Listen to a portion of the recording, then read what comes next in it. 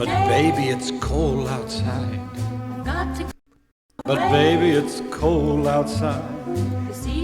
Been hoping that you drop in. I'll hold your hands, they're just like ice. Beautiful, what's your hurry? Listen to the fireplace roar. Beautiful, please don't hurry. Put some on while I pour. Baby, it's bad out there. No cabs to be had out there. Good morning, everyone. Lots going on as usual, and I'm flubbing it up. I was streaming to YouTube, and I meant not to do that. My gosh. C9's not going to pass. C9's not going to pass tonight. Anyway, they're going to explore it more. I guess lots of pushback or whatever. They're hoping everybody's going to forget about it over Christmas and they can pass it sneakily in January when everybody's gone back to ignoring politics like they usually do, unfortunately. Beef prices are on the rise. We'll talk about that later. Canadian death care with Glenn Beck. He is promising to help somebody in Canada, in Saskatchewan, who can't get an appointment because there's nobody accepting new patients. So we might as well maid them because welcome to Canada, unfortunately. And that's real. I wish it wasn't. But I mean, all the moral superiority of the American right wing in Glenn Beck turns out justified. So yes, socialized medicine is not good. And here's the proof in a case study from Saskatchewan from Glenn Beck. So there you go. Ontario government is going on a 14-week break. Shocking. I'm shocked. Holy cow. I can't even believe it. I forgot my black background too. So I went totally unprepared today, I guess. And floor crossing MAW. Is this CCP influenced? Who knows? Lots of people are saying, yes, it sure is CCP influenced. Wake up, Canada. That's what they're saying.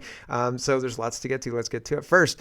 Wealth Moose says Canada is now one defection away from a government nobody voted for. Not a mandate, not a vision, just backroom deals and opportunities, switching jerseys.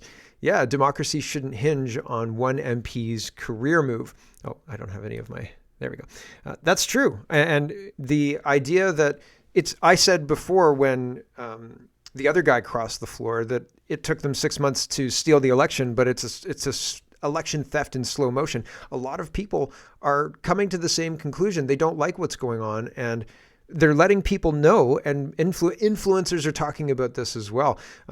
So it's pretty crazy. Here's Michael Maw in his own words. Mark Nixon says, holy poop. Michael Maw reportedly crossed the floor to become a liberal. Liberals are one person away from a majority. And I mean, they've got a de facto majority anyway. And so what happens if they get a majority and they ram through all of these speech controls and they ram through all of the rest of this? That's not good. That's bad, right? And bad for us. And this happens around the world. And it's not up to other places in the world to fix it for them. Right? Like we can't go into North Korea and say, you're free. They have to do it themselves. Otherwise, it's just one tyrant replaced with another tyrant, right? Pretending that you're free. I think anyway, if we have to go there and enforce it, then it's not freedom, I don't think. And we should save ourselves. Here's Michael Maw. For Markham Unionville. Mr. Speaker, every dollar the Prime Minister spends comes out of the pockets of Canadians through higher prices and through food inflation. Monthly visits to food banks have doubled since 2019, with 2.2 million visits per month. Nearly 10% of food bank users are now seniors. This is up 22%. This reliance on food banks has to become an ongoing necessity to survive. Mr. Speaker, when will the Liberals realize that their inflationary deficits are driving up the cost of food and driving Canadians to the food bank? Right. So he's super mad in October. This was back in October 27th, 2025. And yesterday he released this statement, and it says, sorry, my computer's acting a little weird this morning, so I hope it's fine. But this is Robert Fife reporting.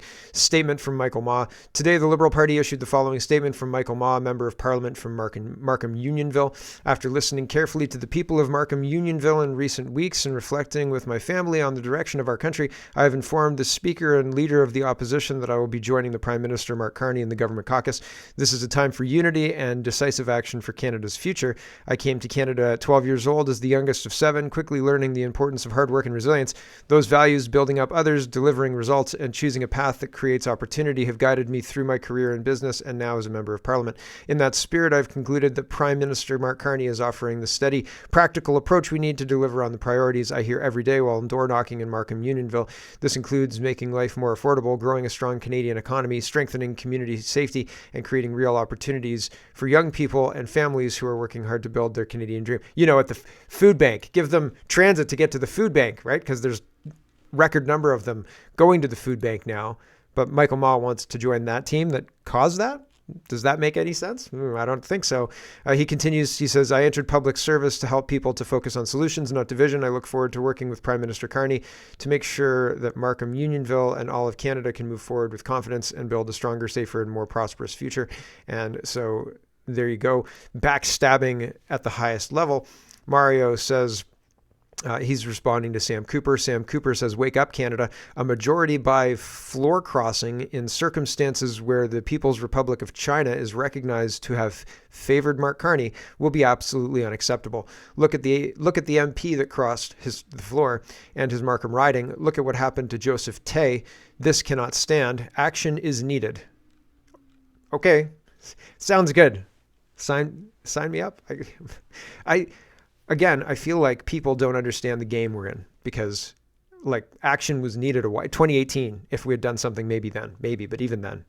100% says Mario, responding to Sam Cooper. China favored Carney. They were caught boosting his posts. It was election interference by China. Now we have a Hong Kong-born national cross the floor to the Liberals. Now Carney's one MP away from a majority. Scary times. Very, very scary. Andy Lee says, I just thought everyone should know floor crosser Michael Ma was hanging around former Senator Victor O, Geng Tan, Vincent Key, Michael Chan, Consul General Cheng Hongbo, and person of interest to CSIS Wei Changyi. So, Andy Lee with the receipts as usual, and very concerning if you ask me, but is anything going to be done about it? It's very doubtful. Wealth Moose says there's something deeply wrong with the Prime Minister celebrating a floor crossing that shifts power without a single vote being cast. This wasn't an election. This wasn't a mandate. This was one MP abandoning the voters who elected him under a conservative banner. For a government that brands itself as the protector of democracy, cheering this move is revealing. Democracy isn't just about winning power. It's about how you get it. Voter intent matters. Legitimacy matters. Does legitimacy matter to this government? I don't think so. I don't think so. And I wish that I did think it did, but these people have lost legitimacy a long time ago. Nobody's been held accountable for COVID, and they should be.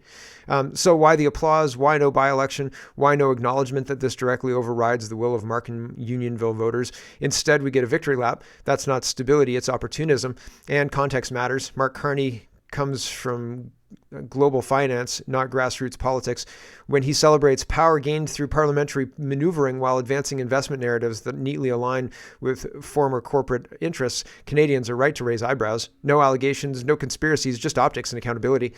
Democracy doesn't collapse in one moment. It erodes when norms are bent and shortcuts are normalized. This may be legal, but leadership isn't about what you can do. It's about what you should do. And today's celebration looked a lot less like democracy, or democratic stewardship, and a lot more like enjoying the math. And so Mark Carney does a little victory lap. He says, proud to welcome Michael Ma to our team tonight. Looking forward to working together to build a country, protect our community, and create opportunities for people of Markham, Unionville, and across Canada. So again, I don't trust Carney. I don't trust him or his cronies. The conflict of interests are red flags. The way he was parachuted in are red flags. His inability to put a sentence together by himself without inserting the word is a red flag. Anyway, Sumac is also responding to Sam Cooper. He says, wake up, Canada. A majority by floor crossing is in circumstances where PRC is recognized to have favored Carney. We read that already. Sue says, Trudeau was a Chinese asset. Carney is a Chinese asset. Now Ma appears to be a Chinese asset as well. When are CSIS and, more importantly, Canadians going to take foreign interference seriously? Well, people, again, don't understand or believe what is happening right in front of their eyes, and that's a very concerning situation. Also, it's concerning that my tweet isn't loading here. Now it's loaded, no problems. Sam Cooper says, don't let it stand. Maybe Joe Tay will have a story to tell on the Bureau podcast. Retweet if you want the real story of the last election. And Joe Tay is responding to Sam Cooper's Wake Up Canada tweet, and he says it's a foreign interference playground. And yeah, and if you go into Sam Cooper's tweet as well, he expands on all of this. Apologies that my computer is just being ridiculous this morning. I think they're doing it on purpose. Although maybe I should have restarted. My computer was giving indications that it was having a problem. And I can't even pause it. I usually would pause it. Maybe I should exit out of these tabs that I've already done. Frustrating. Well, I have to say goodbye to the stream early today. I don't know. Okay. Well, that worked. We'll start killing tabs, and then that'll lighten up the load. There's 59 tabs in today's show, so apologies. Ben Woodenfeiden says you can have arguments and debates about red versus blue Tory, reform versus PC, or whatever. With D'Entremont crossing, but you can't with this one. Ma was at the Conservative Christmas party last night. He voted with the Conservatives at every vote this week. This is different and weird. It is different and weird, and optics do matter, and it leaves a bad taste in my mouth. Personally, it's one of those things where I'm like, I don't like any of this. And again, you see the specter of China everywhere. The footprints, the fingerprints, everything. Mario says, this is the riding Michael Ma won, the one where Paul Chiang dropped out after suggesting a conservative be kidnapped for a bounty in China. 3 days ago, he also met with the Chinese ambassador. He just crossed the floor. I think this is China's MP, not Canada's MP. And so that's the influence for today's title. Is this China's majority or de facto majority? And CBC is reporting Liberal candidate Paul Chiang withdraws from race after suggesting people claim China's bounty on a conservative candidate. That's wild. Like, that happened in Canadian politics, and almost nobody cared. We cared, but almost nobody else. Michelle Ferrari, is responding to the bounty on the CPC candidate. And she says, 3 days ago, Michael Ma met with the Chinese ambassador, do some research on the CCP and what happened to Joe Tay.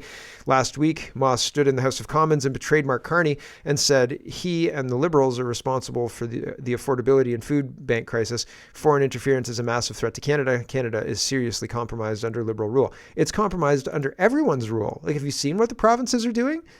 My gosh. Will Alberta separate? Will I be wrong? And will Alberta separate? I've got Alberta tabs later today, or later in today's show, that maybe they will. Maybe I've been wrong all along. Brian says, I'm being told the disgust over Michael Ma's defection is amplified by the fact that he cheerfully attended Wednesday's Conservative Christmas party and then crossed the floor the next day. One of the biggest takeaways here is that Ma got to attend 2 Christmas parties this year. That snake. It's probably good food at both of them because we're paying for it. Robert Fife says, Mark Carney introduces Tory floor crosser Michael Ma at the Liberal Christmas party. So here we go.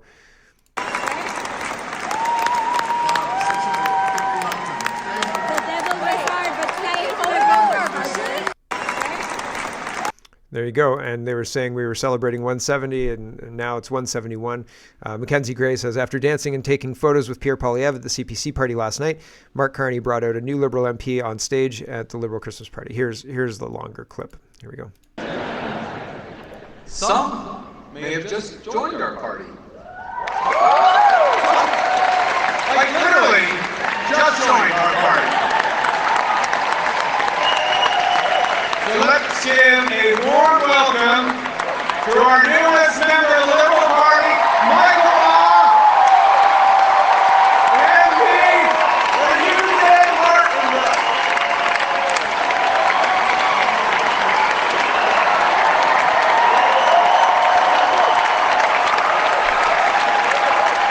There you go. And everybody in the room recognizes what this means. We're one step closer to a majority. And I recognize what this means. Stolen election took 6 months longer than they thought, 7-8 months longer than they thought. But January, they'll ram all this crap through. January 26, scary times. Greg says it's painful to see so many people still believing that the Conservative Party is some form of political opposition to the Liberals. You'd have to be either willfully uninformed or addicted to copium, delusional, to still believe it. I invite you to join the rapidly growing camp that accepts the fact that political opposition is an illusion and that all politicians are either absolute dolts at best, more middle managers between us and the obvious global cartel, the exception being guys like Mark Carney, who are part of the cartel. He's like the owner of a fast food joint stepping in to run the fryers when the new hires are too incompetent. That's a good analogy. Yep. That's exactly what I think when I look at and think of Mark Carney. He came in when Justin Trudeau effed it all up and said, I can get all this passed in a heartbeat. Like, no problem. Let's go. And so is it proving more difficult? They have the benefit of being able to wait. They'll just wait until, with each generation, kids are trained to sit down and do nothing until somebody tells them what to do.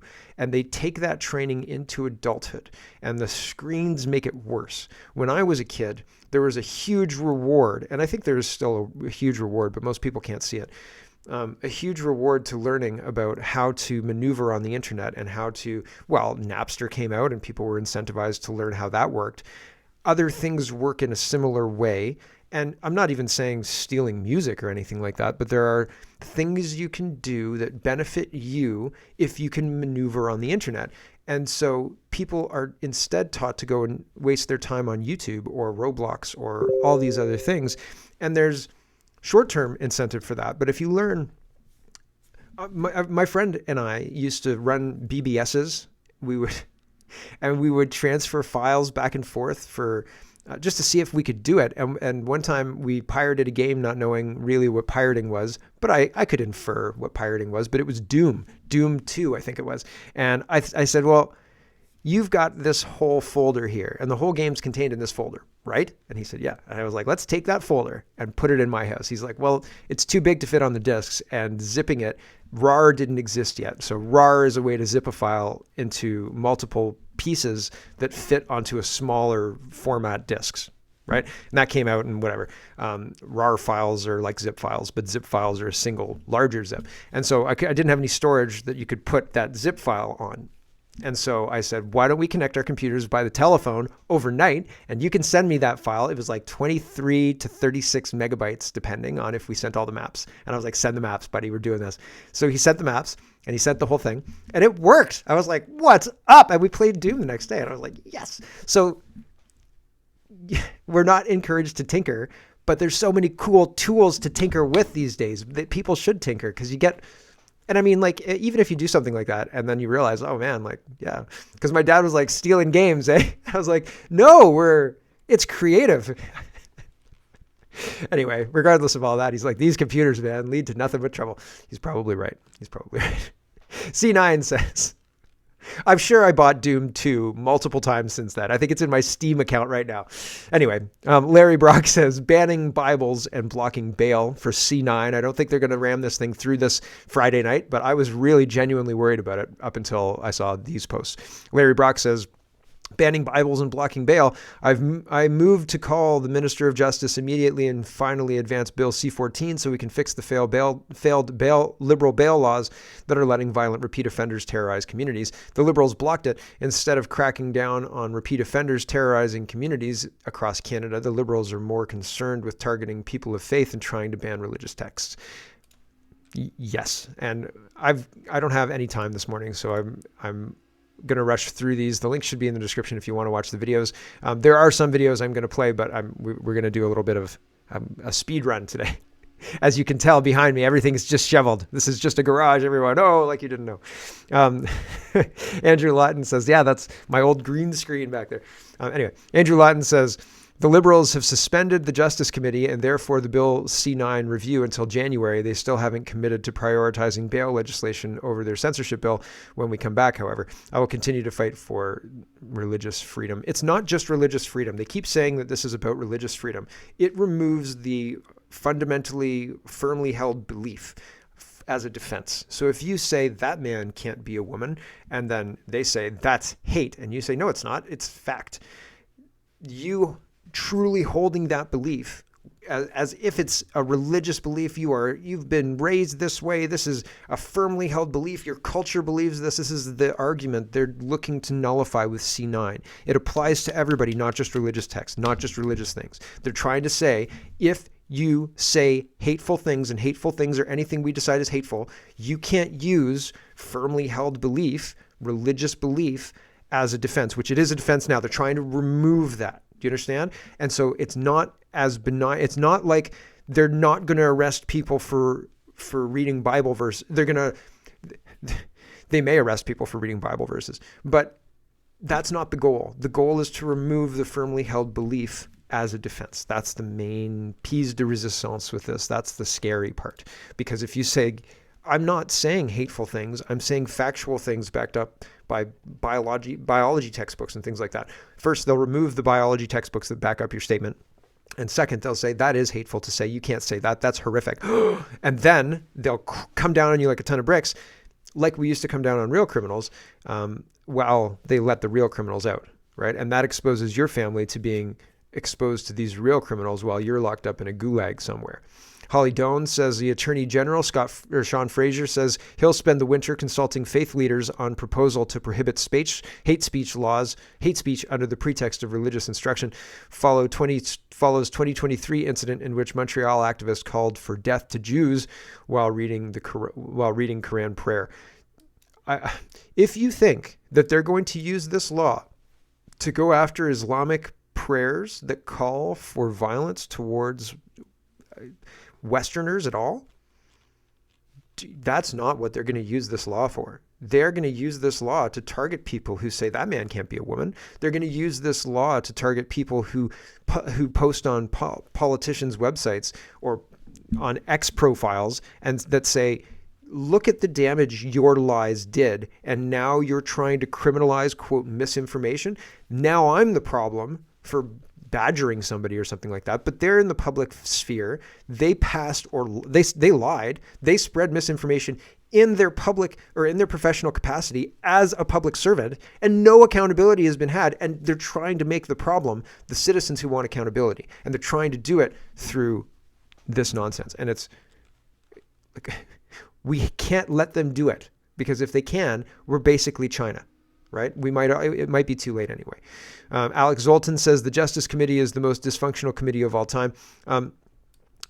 Garnet Genius reads "'Twas the Night Before Christmas" at committee, right? And he's getting laughs and stuff.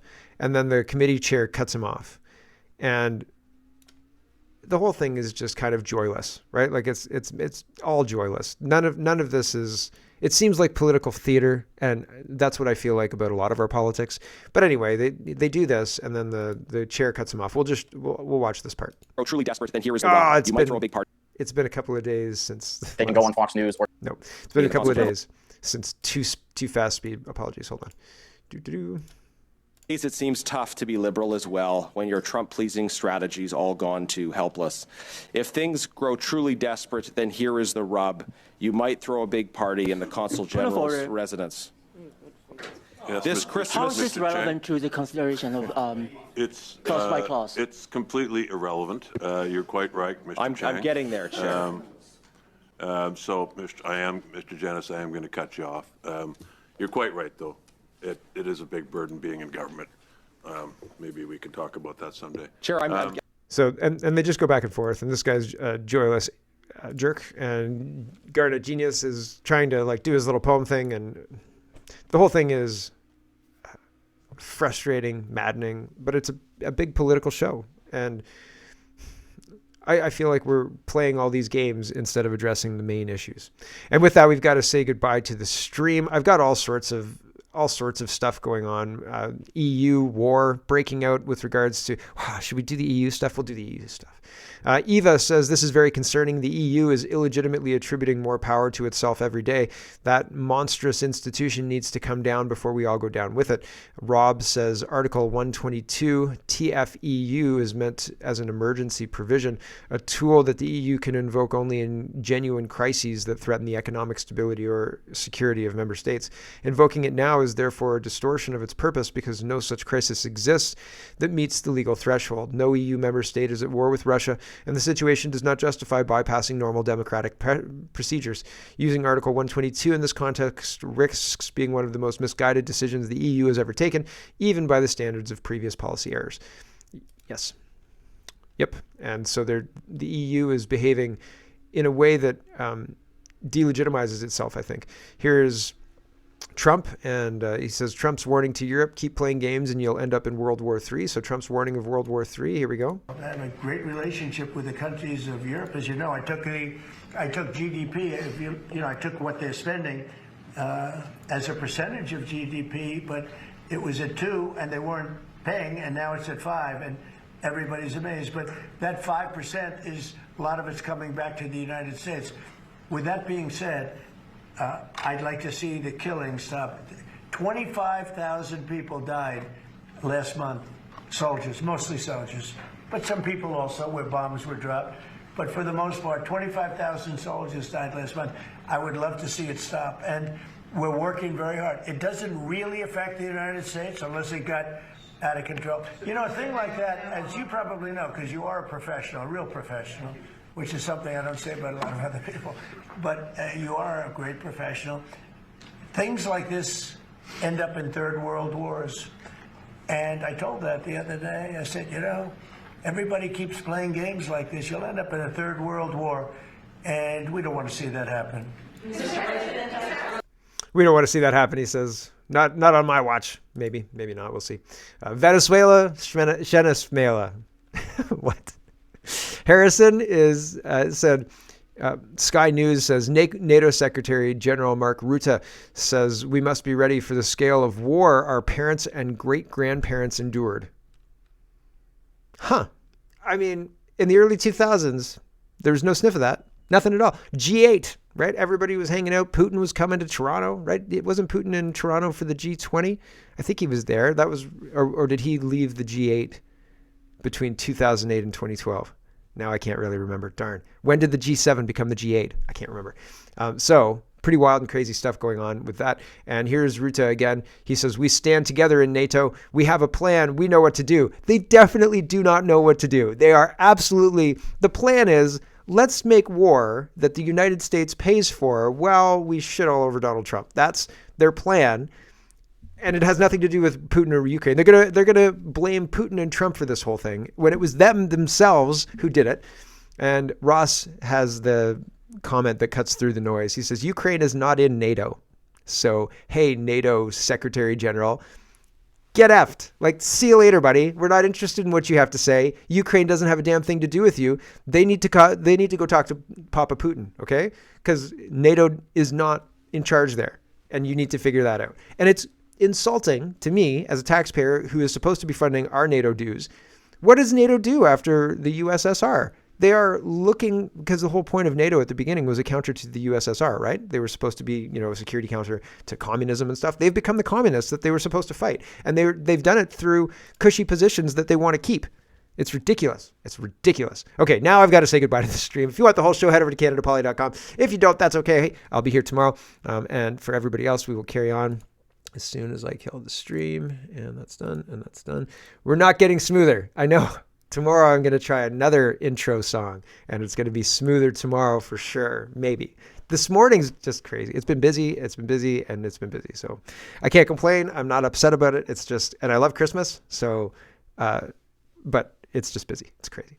Anyway, Ryan, let's do our grab bag of governance as we carry on. Ryan says, a reminder for all Canadians, if the government violates your charter rights, nothing will ever come of it. No one will ever be held accountable or ever answer for it. It will be swept under the rug. A government who isn't even ever held accountable for charter violations can do as they please. That's a huge problem. Sure is. Sure is. And again, this goes to my plea for us to figure out the game we're in, and so we can have an effective strategy to counter what they're doing. Because what they're doing is pretending we're playing one game. They're playing along with that game, and a whole bunch of people are really, really interested in that game. They love that game. And I'm saying this game is bullshit, and we're all being led around like idiots following these rigged elections, and we need to figure it out. Because until we do, we're going to be led around by our noses by lies. Right. And so Trudeau government's use of the Emergencies Act during the Freedom Convoy violated Canadians' charter rights, according to a federal court. But again, nothing ever came of it because nothing ever comes of these things. Jeffrey Rath says, joking about the slaughter of 350 sentient creatures is truly despicable. What's even more telling is how loudly the press gallery laughed. These people are despicable ghouls. Yeah. So he's talking about the ostriches, and he's saying, I don't know if this is a death threat to the premiers. Right. But people who are saying that this is kind of a cheeky way to say, get on board or I'm going to, ostrich you type deal. So, and apologies that I can't attribute it to the person. I didn't tag their tweet. I read it yesterday and I thought, yeah, that's an interesting take on this. But here we go. Here's what Mark Carney says about the ostriches, and the press gallery guffawing is disgusting because they're disgusting people. There have been a few surprises during my first months as Prime Minister. For example, I hadn't expected to spend so much time dealing with wildlife. Belugas,